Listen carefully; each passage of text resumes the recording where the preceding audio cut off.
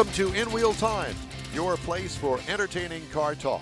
Today, coming to you live from the 2022 Houston Car and Boat Show at NRG Center in Houston, Texas, USA. More new car talk just ahead this hour with the queen of this weekend's card kingdom, Roshelle Salinas. Yes, I actually wrote that. Thank you very much. Conrad has his weekly lesson in the car clinic. We'll have this week's auto news as well. Howdy, along with Mike out of this world Mars down there at the timeout section of the table. King Conrad DeLong. We need more Jeff Zekin and the fabulous chief engineer of the In Wheel Time program and broadcast center, David Ainsley. And the table IQ went almost doubled when Rochelle sat down with us. Yes, she did. Hey, one thing I didn't mention pricing on that. They're asking on the internet. Low end 22,000, high end 37,000, depending on miles and condition of the 2019. So if you're listening to this podcast alone, we just got through finished with a review of the 2019 Volkswagen Beetle that Jeff didn't finish and carried it over and so you got to go listen to the previous podcast. And wait, I might have an amended thing for next. And guess what? Don't even bother. Love you anyway. So in the remote studio with us this morning here at the Houston Auto Show and Boat Show and at NRG Center is the fabulous Roshelle Salinas, HADA and HAS Goddess. That's the Houston Automobile Dealers Association and the Houston Auto Show and Boat Show. Thank you, and I again apologize on the air for everybody to have to call you this morning to say, Rochelle, we'll do it sitting in the Indian position on the floor if we can't find us some table and chairs. And she came through for us like she always does. She brought them from home. That was the visual that got me out of bed. Just you guys sitting here on the floor. I was like, "Whoo, we got to get moving." Legs crossed, right? Just like we did in kindergarten. Hey, I can't cross my legs. Yeah. Got a little campfire. We're all sitting around Conrad. Yeah. But so here we are. This is day 4? Yes, day 4. Uh-huh. It's quiet now, but I have a feeling there's going to be lines just starting in another 30, 45 minutes out the door. You can still get here today and come see the auto and boat day, typically Saturday? Yes. Yeah. Depending on the weather.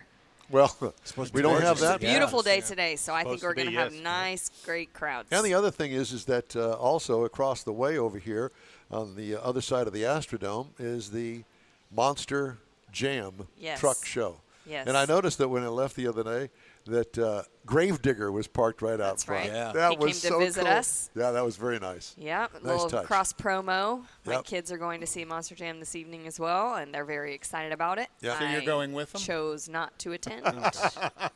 Can't imagine You don't want to show up tomorrow with a headache from all the loud trucks. I have very good hearing. I do not need Monster Jam noise in my ears. I know. What? Yeah, from the guy who spent how many years at the NHRA Top Fuel? Kathy says I got good hearing. NHRA. Yeah. Maybe she does. She cannot hear you. It's helicopters now, so one or the other. Everything's loud. So, how have the past few days been? Really good. Every day there's been more people here. People are providing great feedback that they're loving the combination of the two shows together and having all that versatility here. Do you find that it's kind of surprising? Yeah, some people are, and unexpected in the sense that people thought that they might not like the two events together, and they get here and they're like, it actually flows really well. Yeah. And I mean, if depending on what your preference is, you don't have to go all the way to the other end of the building if you don't want to see any boats or the opposite side, right?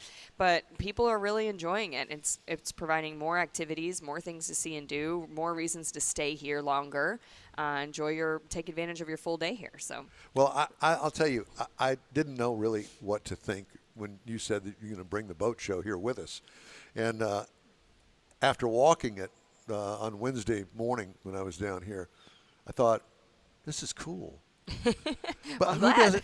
But I mean, I don't know anybody that doesn't like boats. They might not have one, might not have a personal vessel that they have down at the shipyard. But just to look at them is impressive. It is. Yeah. The quality of the boats is pretty high. Well, they had a commercial. I think the young lady coming on when she was standing behind the $1 million boat. It's got 4 or 5 V8 engines outboards on. Oh my God!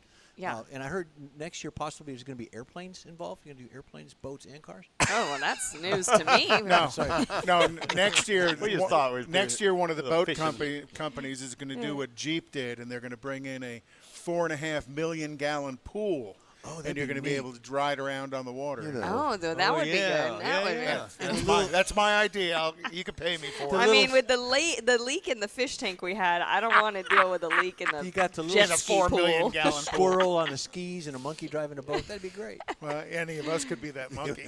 Oh, but gosh, it does, you guys are out because if you're into cars and being out and about, and you're out here looking at these things, driving the Jeeps or the Ram truck territory, then the boats, they kind of flow into that whole lifestyle, active lifestyle. Yeah, that's right. I mean, just any event goer that likes to get out and go see and do things, you've got a lot to see here. I mean, we've been also complimenting their vendor section of accessories and activities that they have over there. So, I mean, they've got fishing guides and apparel and everything that you would want for your outdoor lifestyle, and it's really good. Well, it opens up a whole new market for them that they probably haven't conquered all of it. Yeah. And that is the people that like cars or in the market for a car might have never thought about a boat or going for a boat ride or buying a boat. Well, there it is. Now you get an idea what they cost and how you get them down to the river, the lake, the ocean, whatever. And it all goes together, because if you're moving a boat, you're going to need a truck. That's right. And you can come look at the truck you want and look at the boat you want and set up an appointment. But actually, you don't necessarily have to have a truck, because that Chevrolet Suburban, more than capable of towing a very nice boat. I know that's a utility, but it's a truck. The Nissan Pathfinder also, we have it hitched to a boat over there because of its new towing capacity. And, I mean, that's exactly what it's really teaching people in this environment as well. And you don't have to, like, call up your boat guy and be like, hey, what kind of car do I need? No, you can ask both people right here today. There you go. Yeah. And from what I understand, you can actually buy a boat here. Yes, you can. Which you can't do with the cars. You cannot buy a car, but you can pick it out and probably go to the dealership and order it. Yeah. Well, today's Saturday. You can go down to the dealership. That's right. Yeah, once you leave here. But there's no need to, because the nice thing about the car show is that you can shop almost every make and model that you can at least the important ones, right? Yeah, for sure, the majority of them. And you also can check out the different models that we have here that might not be at the dealerships right now for that low inventory that's going on. And we do have a lot of models here that I know are not at dealerships either. The pre-production models. Not just for inventory reasons, but because they are pre-production models. I was talking with the team at Hyundai for the Ioniq 5, and they're saying, no, it's in production, but we just don't have them at dealerships yet. It'll be in another 2 or 3 months. Same thing with the new They're Nissan busy Aria. charging the batteries. Yeah. And the Z, yeah. So there's quite a few models here. The new Sequoia, Toyota Sequoia that just released. I mean, that's a prototype that people are. This is the first time the public is seeing it. Gorgeous. Yeah, especially if you're a Tundra fan. Yeah, that's a good looking truck. Yeah, I'm surprised that they didn't work the media more than they did on the Sequoia being here. I didn't know that it was going to be here. And I never got a press release or anything from the Toyota people. Hello, Toyota. Well, and they just announced it at Barrett Jackson last weekend. So you guys are on the leading edge, because this is the first It's display. the first public appearance of the vehicle. First public appearance. Yeah. Well, it's the first auto show of the year. Mm-hmm. Well, that's why we're the best auto show of the year. Yeah. The most important. But it's not the first time. Well, it's not the first time Houston has shown for the first time a truck family. Oh, vehicles. no. You guys have displayed.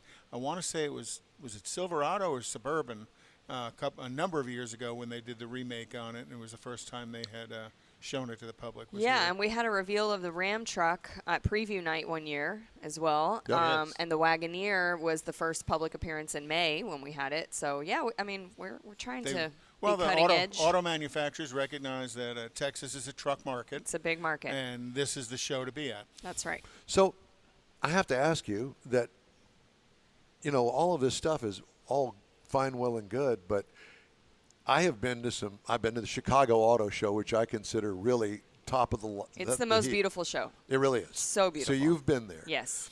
Do you talk to those people? Oh, absolutely. Yeah. We have a conference every year in the summer. We all get together and share ideas and help and support each other. And especially through this time of the pandemic, everyone was sharing ideas and saying, hey, how do we make this work? What are the safety protocols that are being successful, or what's a waste? And yeah, we all talk and meet at each other's shows and have meetings with the manufacturers at the different events and stuff. So yeah, it's a great network that we have. Let me just say thank you to Governor Abbott for not bringing the hammer down on all of life in the state of Texas. Yeah. And that's I think that needs to be said. Yeah, for those that are curious, masks are just recommended at our show, not required. And I always say, just out of a courtesy when speaking with the product specialist or going on a test drive, put on your mask just out of respect for them. But yeah, it's not required at all here at the show. I wear my mask at the grocery store. I don't have to. They don't make me. And there are people there that don't wear masks, but out of respect to everybody else, I wear a mask. So right. Depends on where you're at. Don wears a Ronald Reagan mask. Yeah. Ronald McDonald. So when you're talking to the other shows and stuff, is there a certain level of like competition between y'all? Even though, Chicago, New York, L.A., the big shows like Houston. Detroit. Not really, because, we're pretty spread out on the calendar, and we each have our own markets, and we each work with the manufacturers in our own relationships. So I don't feel really competitive with everybody. Okay. My own personal, just like when you're running a marathon and the runner next to you has been training for many years, you look at that guy and you get inspiration from them and you want to learn from them and admire them, but you're self-competitive, right? You're Like, not okay, keep up. I want to get as good as that guy.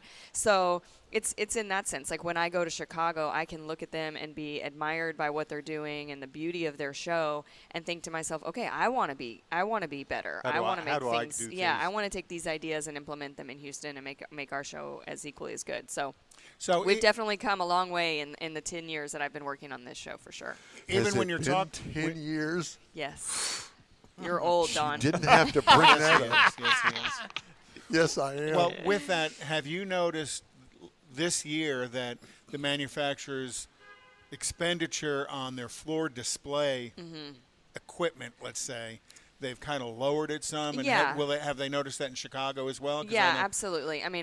All the manufacturers are having to make some budget decisions because, let's be honest, we have to empathize with them. They're marketing something that they don't have to sell in the dealerships right now. So they have to be cautious of their budget, but they also know the importance of marketing and keeping their brand relevant and as a reminder of an option in competition, right? So they want to be here, but they are having to cut back. So Because you will it's see less kind of structures and properties that we call them here okay, at the structures show. and properties, because I know some of them, I've seen in the past where they'll come in with like forklifts and place cars Yeah, up in that the air. Right. That was the question and I that's had. kind of gone away. Yeah. How big are some of them? What is the largest display area versus the smallest?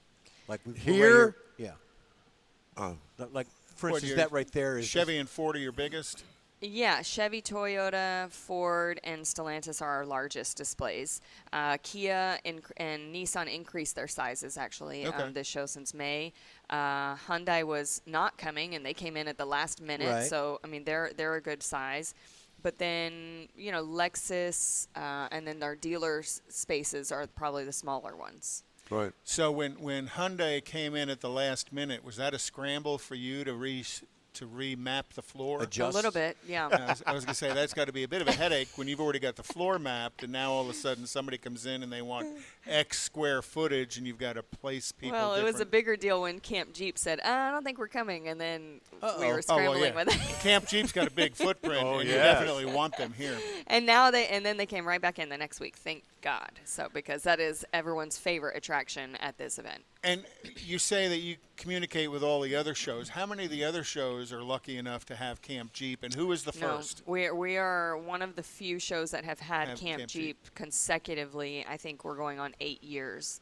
And a lot of other shows get one or the other, definitely not Don't both. get both. They're right. And many of them rotate years that they're actually And at yesterday the show, they so. said that there's going to be a group going to Miami in a couple weeks, and then one going to Chicago. I guess they're going Yeah. they're splitting. So Right. they'll be in two different areas. Yeah, so they don't always we're very fortunate to have both activations. Well, here. I'll tell you this. The reason being is because they sell a lot of vehicles, gosh, yeah. of their vehicles here. And there's also that, thing where they want to keep the people that they've got in Jeeps or Rams, whatever the case may be. Well, there's a lot of advantages to it. I mean, the fact that we have a venue at NRG Center of this size that we can put this indoors and they're not weather dependent. Or in Chicago, this is outside. So it's February. It's outside in February. Bring your snow treads. Well, that brings up another thing, too. You've got displays outside. You've got the ride and drives outside as well. We do, yeah. In addition to these manufacturers. That's right. And by the way, that seems to have been modified a little bit. I didn't really look that closely, but there seems to be more of them, but they're not as huge as they were. Well, one of the changes we made to the show when we had the ride and drive lounge, it was here inside, and that was in where the boat show is. Right. So not being able to have that because we have the boat show there, we had less ride and drive space outside for the manufacturers to put their ride and drives out there. So right now we just have Ford, Chrysler, Jeep, Dodge, Ram, and Subaru. Well, you ordered the weather at the right time. Thank goodness. Yeah. So if people actually want to come here and drive those brands, Yes. They can do that That's right. outside without the pressure of a salesperson. Correct. You're just going with a product specialist, and you're taking it on a street drive here down Fannin and Old Spanish Trail. So. Oh, boy. Glad I don't have the liability insurance in that. Looking forward to a great show, and we're also looking forward to the 10 o'clock rush when the show opens of all of the people running over To here Camp Jeep. to Camp Jeep. Remember that one year we did see them literally running? Oh, yeah. That was so impressive. It was. That's right, because you were here with us. What are they doing? Oh, they're going to get in line to get in the Camp Jeep. The Yeah. bar will be open here in about 15 minutes. I think. Will it? Yeah. Jeff's really worried about the bar.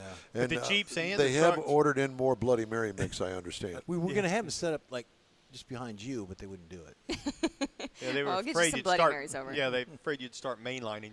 But the Jeep guys are all cleaning up, and the trucks, Ram trucks, are getting cleaned up across Oh, the aisle yeah, from they're us. getting ready. I mean, people start, all the product specialists get here about 9, and then we'll open the doors at 10 a.m. Hoo-hoo. And then we want to see everybody out here. Right, Yes. right then. $15 tickets to get in. Kids under 5 are free. That $15 is a great value to 2 events. Yeah, it I mean, is. if you were planning to go to boat show last week and then auto show this week, that would have been $30. Yep. But you Right. get $15 for both at one time. And you can buy tickets here. Yes, buy tickets at the door or on Ticketmaster online, but you can buy them here when you get here. And Still doing the app purchase. Yes, you can buy them on the That's super easy. Yeah. You know, park out in the lot, do your app purchase, walk in, flash that. That's right. They scan the QR QR code. code. Just don't be And- flashing nothing else. yeah, And next you- year's airplanes. Woo-hoo. Yeah, Jeff keeps promoting that. I'll put you in charge of those sales. No, do helicopters, and Don can No. give people rides around good. with the helicopter in here. Rochelle Salinas, thank you so much for Thank stopping you. by. It's always a fun. pleasure. And again, I apologize for calling you. And by the way, yes, I did meet you 10 years ago, and you had no children at the time. And now I have 3. Well, plus us congratulations. 5. They'll be here this morning. I'll bring them by for a All good of Oh, hug from please Don. do. We'll be Photo op. Plus Because that's us- what it is. We'll get them. Rochelle, thanks again. Thank you. Thank you, you. ma'am. All right, time now for Conrad's Car Clinic. What are we talking about today? the biggest car maintenance mistake owners make. And it's absolutely dangerous. It's hard to believe that how many car owners do make this mistake on their vehicles. And it's kind of one that Jeff will know something about and I would imagine would agree with me on. You know, I'm a pretty big fan of do-it-yourself car maintenance and encourage people to keep their vehicles maintained at a high level. Well, when you do that, let's not just read things and take them for granted. You know, one of the things people are going to read is they're going to read the side of their tire, and it says maximum tire pressure reading that's listed on your tire to whatever PSI it is. It may be 40, 45, 48, 55 PSI. That's the maximum tire pressure. That's not the operating tire Correct. pressure. I was about to jump in there, but you know, got it. And people will inflate to that maximum tire pressure because that's what the tire says. Yeah. And it's literally dangerous to the car. You know, it causes a rougher ride, unnatural tire wear because all you wear out is the center of the tread, poor handling on the car because your contact patch is smaller because your tire, which should be a flat tread on the ground, It's all ballooned up. has ballooned up. So you're riding on a smaller contact patch.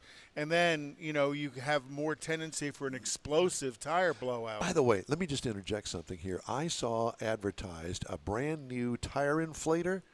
It's battery operated, and you punch in whatever tire pressure you want. You stick it on there, hit the go button, and it takes it up to that pressure, and you unhook it and go on to the next tire. That was super nice. I've got one that plugs into the cigarette lighter. Right. No more of that. But now, if you go to the big box store, and I don't want to discount tire, they actually have that in their system where the young person comes out and he'll plug in 34. And that's what it does. It's all automated. Yeah, it's cool. Well, and I, because I've done that with Discount because they go in and they read the tire placard on the door, driver's side door, which is the correct tire pressure setting for your vehicle. Operating pressure. Not the number that's printed on the side of the tire, and that's kind of the point I want to make.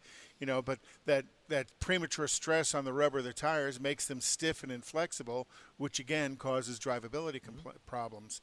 And then also you're at a non-optimal braking efficiency because your tires are overinflated and the contact patch on the ground is smaller and the tire is literally harder. Well, you put stress on other components as well, on your tie rods and your braking system as well. Correct. So one of the things to understand is make sure you're inflating your tires based on the tire pressure that's on the door placard, not the tire pressure that is listed on the tire. Correct. But there are enough people out there that have made that mistake. Well, one of the things you can do too is always carry a gauge with you. Put a gauge in your glove box. Well, yeah, you can. One of those $1 stick gauges. Well, Oh, yeah. a stick gauge, you can do a stick gauge is fine. It just gives you an idea that, hey, it's low by so many pounds or not. Right. Well, I've got most cars, and they have for a number of years, have tire inflation monitoring systems. The one on my Tahoe literally tells me the tire pressure, which is accurate. So, when it got cold and my tire pressures kind of fell a little bit, the little light came on. It will. So, it will because it will notify you if there's a more than a pound drop overnight. It will. Yeah, well, and then the light will come on if it's off by about 20% from what it should be. Mm-hmm. So at a 30-pound tire pressure, it's going to come on at 6 pounds, at 6 pounds low or 6 pounds too high. And you got to remember, a lot of times what happens is it may be on when you first start your car and it's cold in the morning, and then as you begin to drive and the tire heats up, the light goes out. That's the next point, because when you started with the tire being overinflated, heat will expand the air pressure, and of course you have a blowout that way as well. Oh yeah. And then there's a lot of talk about nitrogen-filled tires. Yep. I actually believe in nitrogen-filled tires. I think there's a good reason for it. The nitrogen molecule is larger than an oxygen molecule, so the tire will, over time, deflate less. The nitrogen molecule does not absorb expand and contract as much as the oxygen molecule does. Exactly. Now, nitrogen has been used in airplane tires for years, and NASCAR uses it. The race teams use it, but it started back in airlines. And they adjust tire pressure to like the quarter pound. Well, good for them. At NASCAR. So, well, thank you for use that. the tire pressure on your tire placard, not on the side of the tire. Very good. Very nice. Thanks for including me in that. Time now for some of the stories making news headlines this week. Tesla Model 3 sedan and Kia Niro EV crossover top all other battery electric vehicles in their segments in owner satisfaction, according to a new J.D. Power study. The Model 3 topped the premium BEV segment, battery electric vehicle, for the second straight year in J.D. Power's U.S. Electric Vehicle Experience Ownership Study. Trying to put that on the front of a book. With a satisfaction rating of 777 points out of a possible 1,000. Likewise, the Niro topped all mass-market BEVs for the second time in the survey's 2-year history with a score of 744. So, reliability, there you have it. Japanese juggernaut Toyota Motor Corporation clinched the world sales title again last year and expanded its lead over number 2 Volkswagen Group by deftly dodging the global semiconductor shortage. I did not write that. Deftly dodging. I like that. Hans Griemel actually wrote this article for Automotive News. You go, Hans. Toyota rocked the sales charts by chalking a 10.1% increase in worldwide deliveries to 10.496 million vehicles for the calendar year 2021. I would say that they know how to make cars. Global sales at Germany's Volkswagen, by contrast, declined 4.5% to 8.882 million vehicles in 2021 as the microchip crisis dented deliveries. Wow. So there's that. Yep. Also, Toyota is now ahead of American rival General Motors that clinched the U.S. sales crown in 2021. First time in 9 decades that GM didn't top the U.S. sales bestseller Yeah, list. I bet you there was a couple of managers at GM that were clinching. Yeah, and they're no longer clinching because they're no longer working there, I would imagine. Clinching or pucker? Okay, either one. Well, you heard General Motors is firing off letters to dealers and warning them about overcharging markups on the new Z06 and the new Corvettes. I heard that. I don't know what authority they have to do that, but they are fussing at the dealers. Well, they can't do anything about it, but they certainly can say, hey, look, don't do it. And well, when it comes time for favors, trust me, they'll be on the unfavored list. Exactly. You know, I imagine they can probably threaten allocation changes to them, especially when allocation is so tight right now. Yeah. Nope, sorry, we don't have any for you. But in, Yeah. in Texas, they can't do that. You know, Texas Auto Dealers Association is a strong body within the state of Texas governing auto sales, and the manufacturers have a very weak footing. And rightly so. I mean, you know, the sales in the Texas, I mean, who can deny that Texas is a real car seller? And that's why it says MSRP, manufacturer's Suggested retail price. It doesn't say sticker is the only thing you're going to pay, because many people pay below sticker. When the market's hot, some people pay above CarMax sticker. does that, and AutoNation used to. Well, AutoNation, I think, still does. So they suggested it, and I'm going to ask for more. But they're talking $20,000, $30,000 above sticker for the new Z06. On the recall list, Nissan North America recalling more than 790,000 Rogue compact crossovers in the U.S. and Canada for potential corrosion to the electrical connector under the dash that may increase the risk of a thermal event. You like that phrase, Don? I do. The affected Rogue vehicles are from the 2014 through 2016 model years. In the U.S., an estimated 688.946 thousand vehicles could be affected, according to NHTSA, the National Highway Transportation Safety Administration, the government, as it were. The government. The feds. The feds, yeah.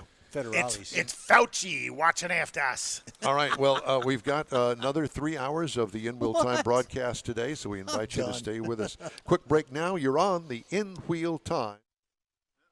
The In-Wheel Time Car Show. You're invited to the event of the year. The Houston Auto Show and Houston Boat Show are getting hitched. January 26th through the 30th at NRG Center. The Auto Show and Boat Show unite for the first time ever. Take a test drive, forge your dream boat, check out the latest and greatest models. One ticket gets you into 2 great events. The Houston Auto and Boat Show, January 26th through 30th at NRG Center. Tickets at Ticketmaster.com. Houston, we have a date. Saturday, March 19th, 2022. It's the premiere of the all-new Tailpipes and Tacos Cruise-In, and you are invited. Tailpipes and Tacos kicks off a new seasonal format, and first up is the Spring Cruise-In at the Lupi Tortilla in Katy, 8 to 11 a.m., Saturday, March 19th. Tailpipes and Tacos will award trophies for Best Hot Rod, Best Classic, and Best Modern Classic, so make plans now. Tailpipes and Tacos is Houston's coolest cruise-in, and this one brings it all together for Spring 2022. You'll enjoy seeing the best hot rods, show cars, classics, and resto mods, along with Lupi Tortilla breakfast tacos and adult beverages. There's no fee, and you can automatically compete for custom Lupi trophies. It all happens at the Lupi Tortilla Tex-Mex in Katy on the Grand Parkway at Kingsland Boulevard, just south of I-10. Get your ride ready for the all-new Spring Tailpipes and Tacos, Saturday, March 19th. Spectators are welcome. The In-Wheel Time Car Talk Show will be there, too. Let's celebrate the arrival of spring and the return of Tailpipes and Tacos, March 19th. We'll see you then, weather permitting. Is your business or company looking to stand out in a crowded advertising market? Looking to reach the real auto enthusiast? Well, you found it. You're listening or watching In-Wheel Time, and so are your fellow enthusiasts. The In-Wheel Time Car Show now reaches 500,000, and we can put together a marketing plan that will engage them in your product, business, or service. To get the tires rolling, just shoot us an email to our marketing director, Jeff Zekin. His address is jeff@inwheeltime.com.